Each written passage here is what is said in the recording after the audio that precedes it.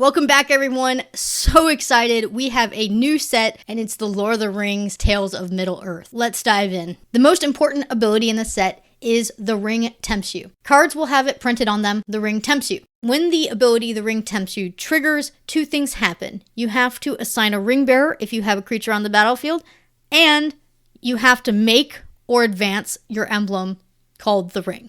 Why is this important? Why is this powerful? Just read this emblem.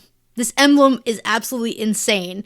You want a ring bearer at all times. You want everything on this emblem, especially starting at level 2 where you start drawing cards and discarding cards. That's where you'll see really big advantages in your game.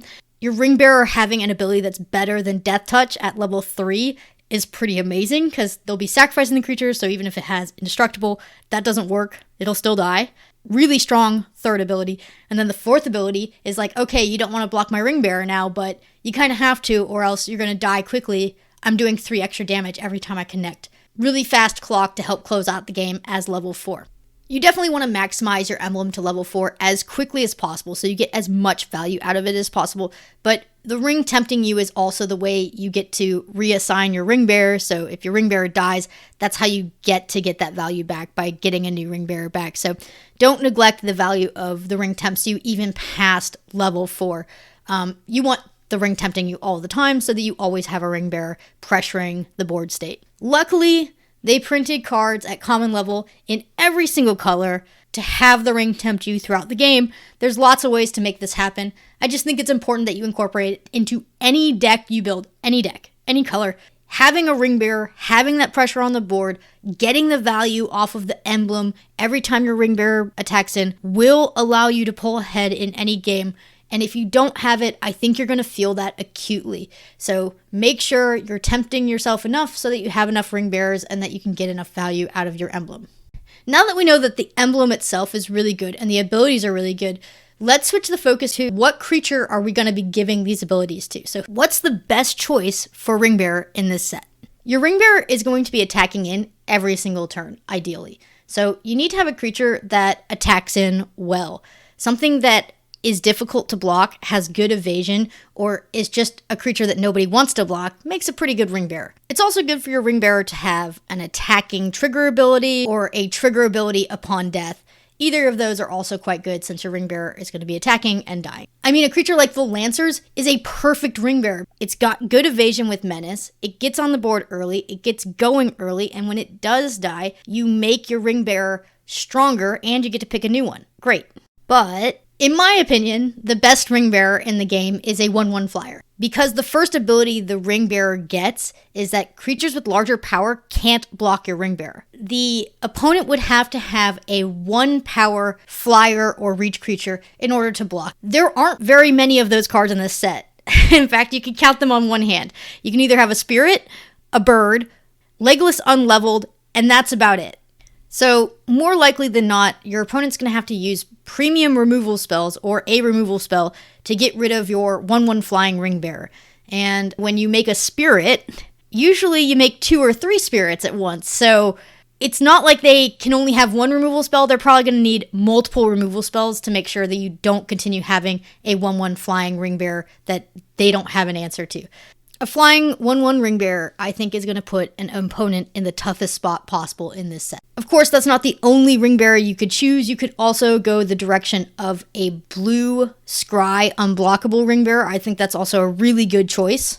The Watcher is maybe one of my favorite ring bearers in that you're scrying a lot if you're playing blue anyway. It's going to connect for 3 damage, and you're also probably going to be drawing cards, which if you're playing blue, you want to draw the cards as well. So it just triggers a lot of things that blue wants you to do anyway, so it's just a really good ring bearer for blue. Because all the best ring bearers in this set have 1 toughness, it makes spells and abilities that ping for 1 maybe just a little bit better than they would be in a normal set. So, Fear Fire Foes, Orcish Bowmasters, Cast into the Fire, the Black Breath. These are all okay cards, but I think in this set they're going to play really well with you wanting to get rid of 1/1 ring bearers pretty often. Another option for your ring bearer journey is that late game you could drop a huge creature and just really force some really egregious blocks. A level 3 ring on Troll of Khazad-dûm means that you're basically making them sacrifice 3 creatures, and that can be devastating to a board state for your opponent. I think there is some merit to picking a bigger creature, but by far I do like more evasive creatures as your ring bearer. So hopefully that's everything you need to know about the ring tempting you, and how it's going to play out in this set. Other things you need to know about the set is that there is a whole entire series at common of land cyclers for 1 mana. Real nice. There's also some really good fixing, and the artifacts are stellar. Let's go into our color analysis and start with white. White really cares about token creation. I actually don't think it cares about what kind of tokens you're making. It just wants to make tokens. Whether you're doing soldiers, spirits, food. If you're playing white, you probably want to be making as many tokens as possible. Token creation and ETB triggers go hand in hand, so cards like Gandalf the White become really good in a white deck as you're looking for multiple ETB triggers, and there's lots of ETB triggers to be had, whether you're playing food, humans, recursion, draw cards, or control. White can also be paired with black in the set and has a few really nice death triggers as well. But I think a card like Dawn of the New Age really shows how much white wants you to go wide, as it cares how many creatures you have on the battlefield. And then things like Now for Wrath, Now for Ruin. Obviously, the wider your board, the better value that is. Same with Flowering of the White Tree and Eagles of the North. If you want to go white aggro build, there's a really nice equipment white deck that can be paired with red. White also has its normal array of enchantment removals, flickering, evasion spells that protect creatures, all sorts of stuff. It's nice. Oh, and there's also 2 sagas that are very playable. Cool. Moving on to blue. Blue in this set could basically just be renamed Scry, Draw, Scry, Draw. Of course, blue can do other things besides scrying and drawing, but by and large, if you're playing blue, that's pretty much what you want to do, is you want to scry, and then you want to draw some cards. And I think that's a really powerful combo, because not only are you getting the extra cards, but you're being able to set what cards you get. I think Birthday Escape is maybe one of my favorite ring tempts you cards at common level, in that it costs 1 mana, you get the ring to tempt you, and you get to draw a card. It just seems like a really good cantrip to just get your ring bearer level up as high as possible, as fast as possible. And blue does have a lot of cantrips and ways to get extra value to draw cards, and it certainly does reward you for scrying and getting to draw even more cards. So basically, if you're playing a blue deck, your whole focus really does need to be on how many cards are you scrying, how many cards are you drawing. And if you're doing that, you're going to be doing everything that blue wants you to. It has some creatures that benefit from those abilities. And then, the other side of blue is kind of more of this spell casting storm, which goes hand in hand with scrying and drawing cards. It really does. I mean, if you're storm casting, you want more cards to draw and more cards to play. So you do have this storm aspect of blue that's pretty nice. I mean, they pair the more control mill strategy with black and orcs, but I think, it's good in a lot of decks, no matter whether you're playing orcs or not, whether you're playing black or not. Blue just has some really decent spell casting ability through and through. Blue's got some extra creatures that are very specific. They certainly have their place, but they're just very specific and maybe won't see as much play as normally they would. And like always, blue has all these random, enchantment removal, bounces, control, tempo spells. I do like blue in this set. Black's a bit of an interesting color. We've got some good removal. It's a pretty normal removal suite for black. You got some board wipes. You got, some cheap early interaction. You've got some more expensive removal spells. It's decent. It's pretty good. Black has a huge focus on sacrifice. I think if you play black, it doesn't matter what color you're pairing it with, you're going to be wanting to sacrifice at some level. A lot of the cards in this set do specify that what you sacrifice needs to be a creature, so just be careful, like food tokens don't always count, nor do treasure tokens. But the black sacrifice theme is really strong. And that's what makes Mirkwood Bats so good, is that it is one of the few cards that doesn't care what you sacrifice, you're still picking for one. It's nice. Also, a sacrifice card like Nasty End, since your ring bearer becomes legendary, plays better than it reads, because I think a lot of times you will be drawing 3 cards off of it instead of 2 if you'd like. And if you're smart and you make your ring bearer a 1/1, you're not going to mind trading that off for 3 cards. Black has a lot of ways to get nice sacrifice fodder. Black also has a theme of orcs, which is, I'm not a huge fan of army tokens in general. I'm not a huge fan of a mass. If you need to know what a mass is and an army token is, please look it up. But I think that it's a pretty risky mechanic in general. If I was going to make army tokens, I would certainly want to be sacrificing it and then making more army tokens rather than trying to go for one big token. And then to round out black, black has some really good flavor cards with Lobelia, Sackville Baggins, Nazgul, and the Call of the Ring enchantment. I think that has maybe one of the best flavors of the set. Moving on to red. Red has some really good burn spells. And red is kind of an interesting color here because the spells definitely support a blue-red storm casting type of deck. I think the red-black sacrifice deck with orcs and goblins is quite good in the set. But don't put all your money on that right away. There's also really good red-white, go-wide human aggro strategies as well. I see red as a color that's pretty flexible, and most cards are going to fit into any red deck that you play, no matter what color you're pairing it with. Blue-red spells is a little bit more specific, but I do think that the Orc Goblin build will want some humans to sacrifice to its cause, potentially. And I do also think that some human decks might want some goblins as early aggro creatures. So I do think you will see some mixing of those creature types. And of course, any red deck is going to want some burn spells. Red has an amazing saga, there and back again. Some treasure token synergies, not a lot, but there's some. I think they tried to incorporate some dwarf synergies into red, but I feel like it fell a little bit flat because it's just so overpowered by the human and orc synergies that it's kind of hidden in there somewhere. Red also has two normal battle tricks. These are completely normal to see in red. They're okay. They're nothing super special. The Mountain Cycler creature is fine. It's one of the few ways to get trample on the set. It's just a big body. It's okay. It's not great. Overall, if you're playing red, I think you are going to want to be going wide and then maybe doing some sacrifice strategies with it or equipment strategies with it. Let's hop into green and see what green offers us. Green is kind of like the setup color, right? Early game plays for green, they're trying to set up for something big. And it does a good job. I mean, there's some really powerful cards here. I like some of these early green plays quite a bit. For creatures for green, I think you're going to either pick elves or you're going to pick hobbit synergies for your early game plays. So expect to pair green with blue or green-white quite frequently. Green just cares about creatures the most, and of course there's a whole aspect of it caring about how many legendary creatures you have that's also quite good, but I think you're going to have plenty of legendary creatures no matter what colors you play, but just know that green is keeping track of how many you have on the board for certain abilities. Green's endgame are the tree folks, and they're good. I like the tree folks. I think, if you're going to be playing a setup deck, you might as well be rewarded with the thing with the biggest defense. Green is pretty weak on the ring tempting you, so they threw in 2 extra creatures that don't go into any theme that just help you have the ring tempt you. They're fine, they're playable, they're just not that exciting because they don't fit into any synergies.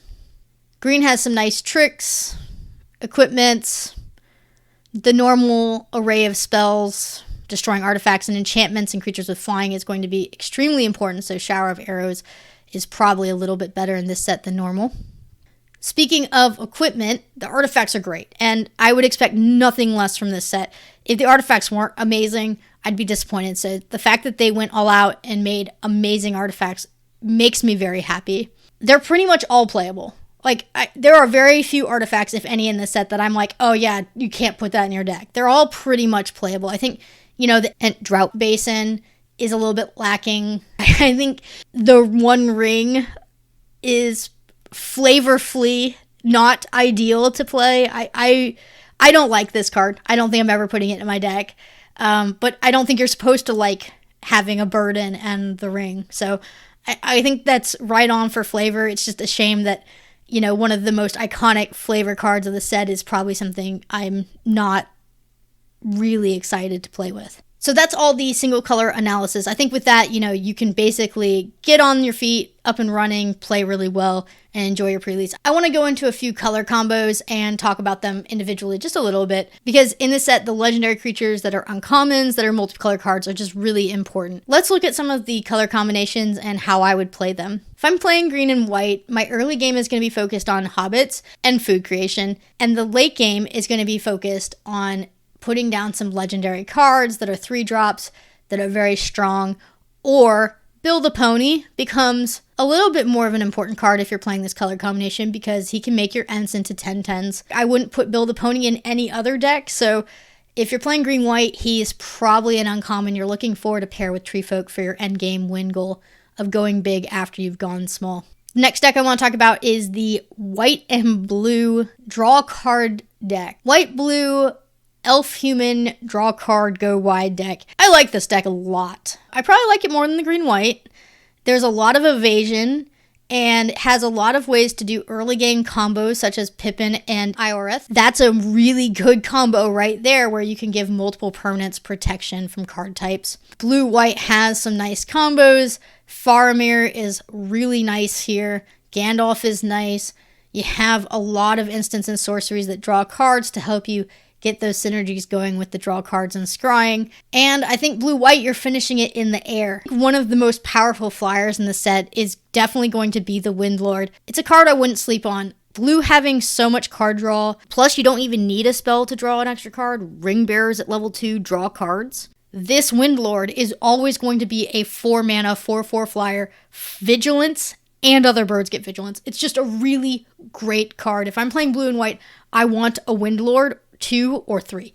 I just think it's a really powerful card that's going to close out games in the air and really dominate. Of course, if you don't end in the air, you can also end with like maybe a giant Kraken that makes a few tentacles, or Horn of Gondor that just makes your army even wider on the ground. Pair it with the legendary enchantment Flowering of the White Tree, and you've got a really strong ground army. So I think white-blue has a lot of really good things to offer and pairs well with Ring Bearers and the ring emblem. Similarly, green-blue pairs really well with the ring and the emblem because we're scrying a lot with elves and we're drawing a lot of cards. So it just is a really good way to set your deck, and it doesn't sound like a lot, but if you're filtering your draws that much, you're going to be the person who always has the right card at the right time when your opponent doesn't. I'm liking how the elf green blue deck looks a lot. Pivoting to white red, I think white red aggro looks real good here. I don't see anything wrong. You got some really nice 1-drops, some really great 2-drops, and some 3-drops to back everything up. You're going to want a really low curve. Aramir of Ridermark is maybe too expensive for this deck. Late game, if I'm playing red-white, I really would want something like Aramir Marshal of Rohan instead, that's 1 mana less and kind of gives you an extra battle turn, or I'm looking for equipment. I will say that if I'm playing red-white, I'm very tempted to have Forge Anew in my deck and use that as a combo trick with all the equipment that are just so good in this set. The equipment is so good in this set.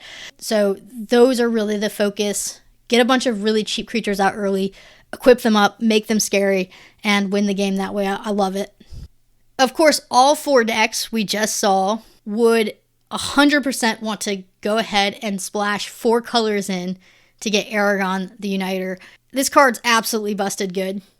It might be the best card in the whole set, and it should be.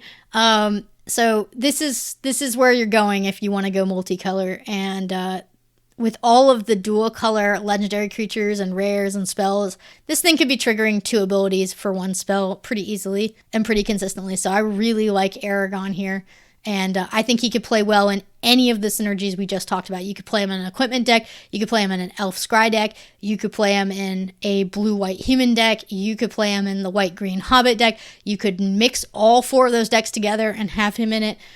Just a lot of flexibility in the set in terms of what you want to do. And because the fixing for the mana is so good, he can easily slot into a 2-color deck. I mean, we haven't even talked about it yet, but technically Aragon the Uniter could also go into a red-blue Storm Spells deck. He'd be a little awkward in it, but the red-blue Storm Spells deck is okay. There's a lot of ways to do a lot of direct damage. And I think it would pair well with any other color if you wanted to do a creature win con, or even if you just wanted to do a storm win con.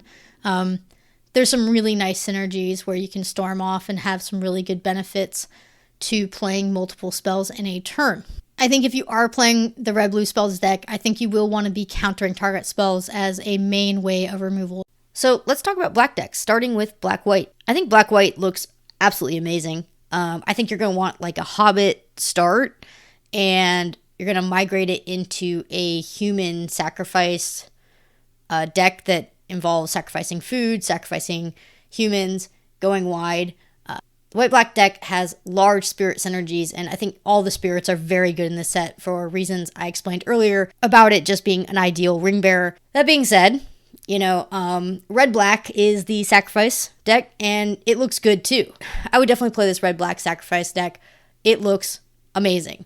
Here's the thing, I'm a 3-color player. I like to play 3 colors. Mardu looks great. I don't see any reason why you shouldn't play red, black, and white all together and just do an ultimate sacrifice deck. Go wide, lots of tokens, lots of humans, lots of sacrificing, a few spirits in there, and call it a day. I think it looks real solid. There's no doubt that white and black are very strong. I think Esper looks really good. I think black, white, blue has a lot of really good synergies with the orcs and the army tokens. But let's talk about the blue-black mill orc deck. It's a little bit more spell-focused than just a red-black orc deck is. I think the set lends itself to a blue-black-red spells deck just a little bit more. The odds of you getting enough cards to Stormcast between those 3 colors is higher, and red certainly gives you some really nice storm payoffs that you don't get if you're not including it in your black-blue deck. So I think red is an easy include if I'm playing blue-black and I want to do some sort of spell control deck. I want to talk about green-red. It's awkward. It's an awkward color in the set. It doesn't feel like it has much of a home. It's like a mid-range beatdown, but you're going to be using creatures that hopefully nobody else is drafting in the set that kind of don't fit anywhere, so you're just going to be beating them down with no synergies. So it's like maybe the anti-synergy deck and more just beat down creature deck. I mean, maybe it could work, but I don't see green-red as being like a premier draft color to go for. Black-green, really strong cards. I mean, super strong. Smeagol, Shelob, both amazing cards here, right? Very powerful. I'd put them in any deck. I really would. And in fact, I would splash for these cards. They're that good. I'm splashing for these cards. Old Man Willow, a really good uncommon card. Really strong. I think green-black wants you to play these setup cards and Ents the most. The trick to playing green and black really well in this set is making sure that you get your setup cards in place. So you're ramping and you're getting to your endgame fast enough. You don't want to get out aggroed, and as long as you can get the value in the late game from green-black, I think this could be a very strong deck. That is it for the pre-release guide. Join me later this week for some draft and sealed videos on the set so you can get some more inside information on how these cards play. As always, thanks for liking and subscribing and supporting me.